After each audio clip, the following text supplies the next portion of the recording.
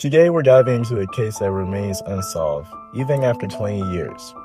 A young Irish woman brutally murdered, and the man believed to have done it gone without a trace. This is a story of Emer O'Loughlin. Sorry if I butchered that name. Emer was a 23-year-old, a gifted artist, a gentle soul. She lived with her boyfriend Shane in a caravan in rural County Clare, Ireland. They were saving to build their first home. On April 8th, 2005, everything changed. That morning, their power was out. So Shane told Emer to ask their neighbor John Griffin to charge her phone. He left for work and never saw her again. Hours later, Shane got a call. A caravan on the site was on fire. But it wasn't theirs. It was John Griffin's. Firefighters found a badly burned body in the wreckage. So damaged, they couldn't even tell if it was a male or female.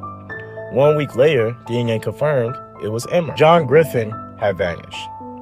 Police found him days later in Galway. He claimed he spent the night at a relative's house. Then out of nowhere, he fled to the island of Innismore, barricaded himself inside an ancient stone fort. And after a 9-hour standoff, he was hospitalized. But just 5 days later, he walked out of the hospital, shaved his head, disappeared again. Police found his clothes folded near a cliff, but they don't believe he jumped. They think he faked his death. Years later, Emer's body was exhumed. A second autopsy was revealed the horrific. She had been decapitated. Her skull and spine had deep cuts. Her ribs were broken. This was a violent murder. This wasn't an accident. This was a violent murder. A traditional Nepalese knife was found in the wreckage, and the fire likely set to hide the crime.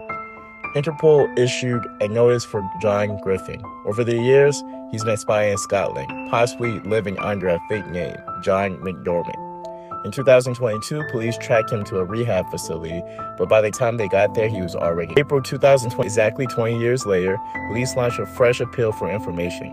Emer's sister Pam shared disturbing new details. Family didn't know until this year that Emer had been completely decapitated or that her ribs had been shattered. They said she must have suffered terribly.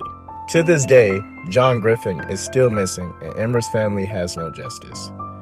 He could be anywhere in the world, using any name, and someone there knows where he is. If you know something, say something, because until John Griffin is found, Emer O'Loughlin's story will never end, at least truly end.